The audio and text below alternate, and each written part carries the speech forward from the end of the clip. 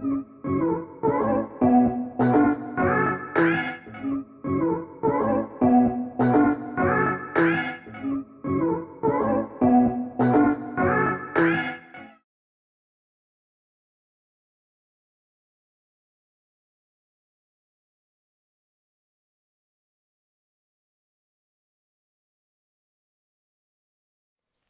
guys, good morning. Thank you for clicking on this video.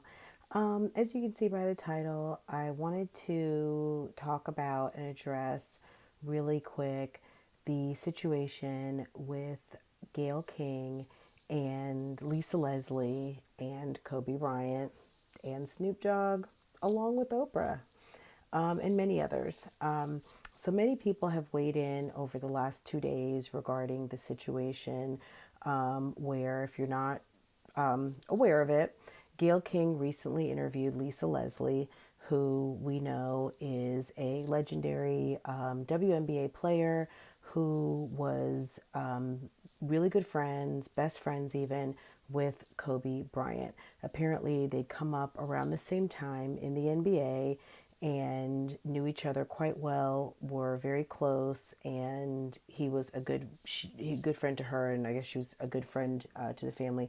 I wasn't really familiar with their relationship, but I mean, I'm sure that there were many relationships along the way, great family friends, things like that. So it wasn't really a surprise to find out that Lisa Leslie was a great friend of Kobe Bryant, and I'm glad we are getting to learn more about who was somewhat of a private person, at least to us in the public. So in any case, Gayle was doing an interview with Lisa, and the topic of Kobe Bryant came up. I'm assuming that you all are aware, if you're watching this video, that Kobe Bryant died recently in a helicopter accident almost 3 weeks ago now. And of course, his untimely death has been mixed in with kind of going back in history about the allegations early on in his career at a hotel resort with a young woman. The charges were eventually dropped. The person decided not to testify, and we are not sure if there was some type of a settlement or anything, but this person decided not to testify, and he was never brought in front of a court to answer any type of questions. So I guess many people are asking, many people are pointing fingers at this man, and unfortunately, he's not here to defend himself. And the thing is that I think that most people feel that there was plenty of time for people to make their allegations, lots of time for people to have the conversations with Kobe over the years. He's been retired for several years. As a matter of fact, he was actually on the way to a basketball tournament with his daughter when he met his untimely death.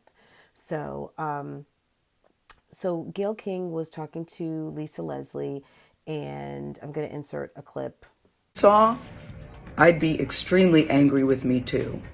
I am mortified, I'm embarrassed, and I am very angry. That's Gayle King responding to backlash over her interview with Lisa Leslie about Kobe Bryant. The CBS This Morning co-host took to Instagram early Thursday morning with her side of the story. Unbeknownst to me, my network put up a clip from a very wide-ranging interview, totally taken out of context, and when you see it that way, it's very jarring. It's jarring to me. Here's the backstory. On Tuesday, Gayle's wide-ranging interview with the former WNBA star and Kobe's longtime friend aired. It's been said that his legacy is complicated because of a sexual assault charge, which was dismissed in 2003, 2004. Is it complicated for you as a woman, as a WNBA player? Kobe's, he was never like that. I just never have ever seen him being the kind of person that would be do something to violate a woman or be aggressive in that way. That's just not the person that I know. The network later posted a clip featuring Gayle asking Lisa about Kobe's 2003 rape charge and subsequent criminal case. And people got mad. Even Snoop Dogg took to social media with this message for Gayle. We expect more from you, Gayle. Don't you hang out with Oprah? Why y'all attacking us? We your people. But here's what Gayle wants everyone to know. So I've been told, or I've been advised, to say nothing. But that's not good enough for me. I reached out to Lisa because I know that she's a longtime friend of Kobe's to talk about his legacy and their friendship. We had a really wide-ranging interview, talked about many things. And yes, we talked about that court case because that court case has also come up. And I wanted to get Lisa's take on it as a friend who knew him well, what she thought, where that should stand. Is it even a fair question to talk about it, considering he's no longer with us and that it was resolved? Or is it really part of his history? I think that the media should be more respectful. At this time, it's like if you had questions about it, you've had many years to ask him that. It was very powerful when she looked me in the eye as a member of the media to say it's time for the media to leave it alone and to back off. And I insisted that that part be in the interview because I thought that it put a nice button on that part of the conversation. The 61-year-old journalist goes on to explain that the initial feedback about her interview with Lisa was all positive, but she's not okay with the network posting the clip about Kobe's legal battle. For the network to take the most salacious part when taken out of context and put it up online for people who didn't see the whole interview is very upsetting to me, and there will be a very intense discussion about that. In a statement to ET, a spokesperson for CBS News explains, quote, Gayle conducted a thoughtful, wide-ranging interview with Lisa Leslie about the legacy of Kobe Bryant. An excerpt was posted that did not reflect the nature and tone of the full interview. We are addressing the internal process that led to this, and changes have already been made. When Kobe was 24, he was charged with 1 count of felony assault after a then 19-year-old woman went to the police claiming he'd sexually assaulted her in his Colorado hotel room back in 2003. The case was dropped in 2004 after the accuser declined to testify. The same woman also filed a civil suit, which was settled out of court in 2005. I've never done one of these before. So as you can see from the clip, Gayle King did ask some questions, a little awkward. I mean, the man just passed away, and from the time frame, we don't really know when these questions were asked. When was this video even shot? Was it days after? Is it weeks after? You know, we really don't know, but the man has just recently passed away, and you know, I think the community at large felt the initial pile-on of just kind of like, and you too, Gayle, like, are you also bringing this up? He's had a wonderful career since these allegations. He's had a total and complete family since these allegations. Looks to be a happy and successful marriage since these allegations. He's led a full life. And no matter what the situation is, now is not the appropriate time to ask these questions and to really try to shift the focus away from grieving and celebrating someone who really had a wonderful career and was a great dad and died being a dad, and also being a mentor to other children, you know, friend, neighbor, all of those things. Now is not the time to take that focus away when there are so many other people who are still alive and actually on trial for similar type things that you could be focusing your attention on, not someone who just died and hasn't even had their public memorial service yet. And rather than really try in some people's minds to continue to tarnish someone's image that really was kind of taking a step back, living a private life, and really not trying to be in the middle of, everything. And, like I said, unfortunately passed away, and here we are. So Snoop Dogg came out very vocally initially, and this is what he had to say. Gayle King, out of pocket for that shit. Way out of pocket. What do you gain from that? I swear to God, we the worst. We the fucking worst. We expect more from you, Gayle. Don't you hang out with Oprah? Why y'all attacking us? We your people. You ain't coming after fucking Harvey Weinstein asking them dumbass questions. I get sick of y'all. I want to call you one. Is it okay if I call her one? Funky dog head bitch. How dare you try to tarnish my motherfucking homeboy's reputation, punk motherfucker. Respect the family and back off, bitch, before we come get you.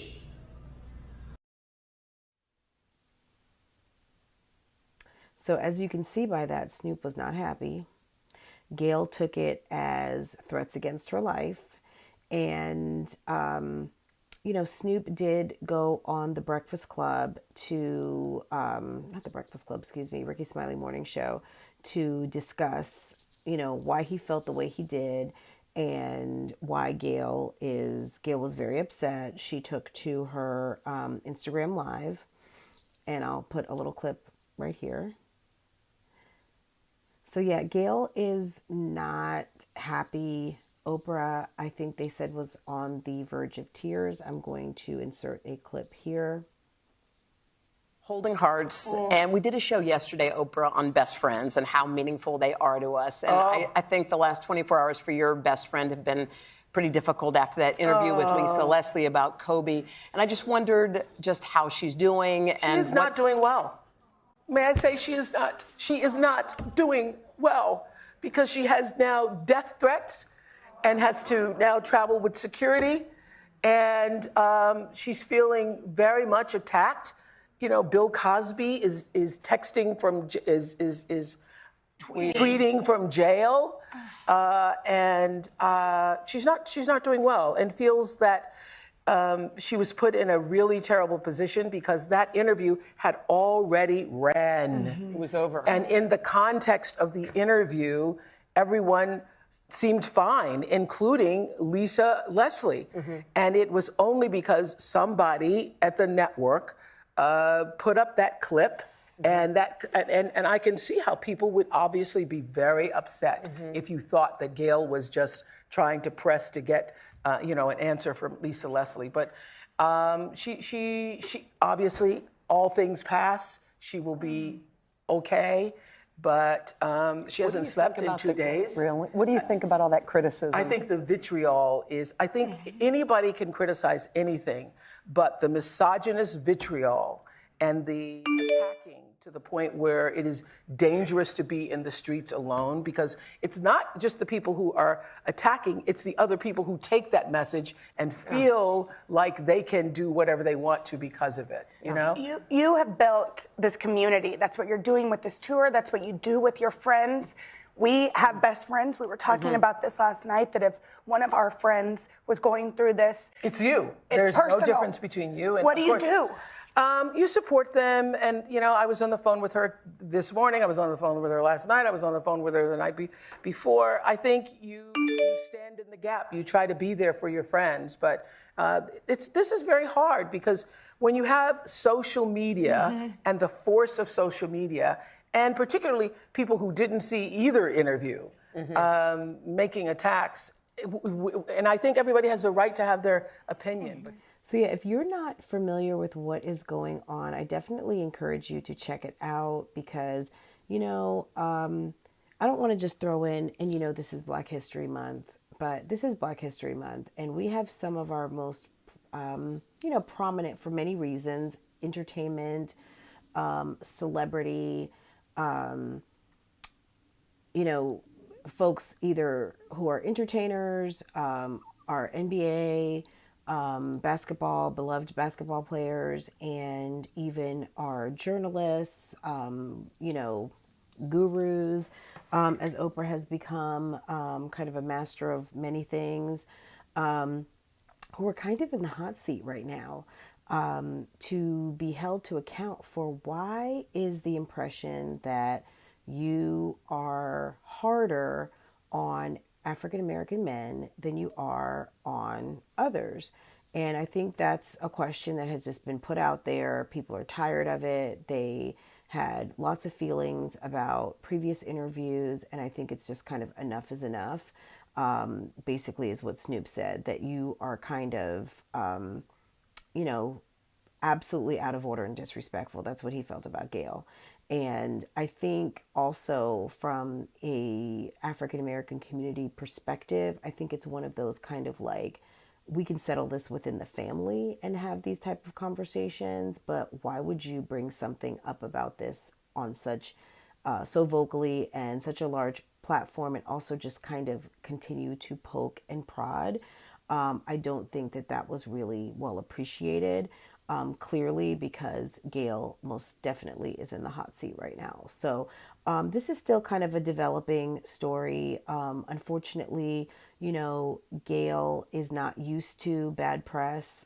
Typically, Oprah is not either. I think Oprah, we all know Oprah is very careful and very meticulous about how she manages herself. And I think she was kind of disappointed for Gayle and sad for Gayle, of course, but maybe even sad for the situation. Not because she didn't have respect for Kobe Bryant, but also just because, I think what maybe Gayle's intentions are not clear, and maybe people are not realizing that Gayle is actually working a job. However, one would assume that Gayle has enough resources that if her job is asking you to do something that morally you do not agree with, or you don't think is a story at this time that needs to be done, that you should be able to speak up as a professional and someone who is at the top of your class in this current kind of anchor, major news network anchor seat, that you could say, you know what, I'm going to push back on that story. I'm not the one to do this story, or, let someone else do it. I'm not going to touch this. So you would think that she has those options, and to even touch asking those type of questions when someone has literally just died, someone's lost their husband, they've lost their daughter, people have lost their son, their granddaughter, the ripple effect is many. These little kids have lost their teammates. Many people have lost their dads. I mean, this is a real tragedy. And for Gayle to be poking and prodding at this time just seemed to be in bad taste, and to the African American community at large, to many, disrespectful. So weigh in down in the comments. Let me know how you feel. I mean, a lot of people are talking about this. I think that it was really in bad taste. It was also just in poor timing. Poor timing. I mean, I don't know what in journalism. I mean, obviously you want to strike while the iron's hot. You want to get the stories out, but there's really no story here other than, we've lost a great NBA player the year that he was qualifying to go into the Hall of Fame. The first year that he would have qualified to go into the Hall of Fame, and people have lost very dear family members. That's the main story, not what happened, many years ago that he was never convicted for, and that the victim decided not to testify. So we've not heard from the victim, as far as I know, the alleged victim. So not really sure what's going on with this, but it's unfortunate that now this conversation is swirling, rather than, again, continuing to be able to grieve and allow Vanessa, his widow, to be able to share pictures and moments. There's all this crap kind of going on. So that's really all I have to say on the topic. If you have anything else, if there's anything that I've missed, if you want to weigh in, go ahead and do so down in the comments. Also, if you have any questions for me and that you would like to ask, there is a link that will take you to You Ask and I Answer. Go ahead, click that link, and you can email me directly through my blog site, Francoise vlogs.com. So thank you so much. I appreciate you coming and watching this video. Don't forget to like, comment down below, subscribe, and hit your notification bell so you can be notified anytime I post another video. Take care, have an awesome weekend, and I will see you again very soon.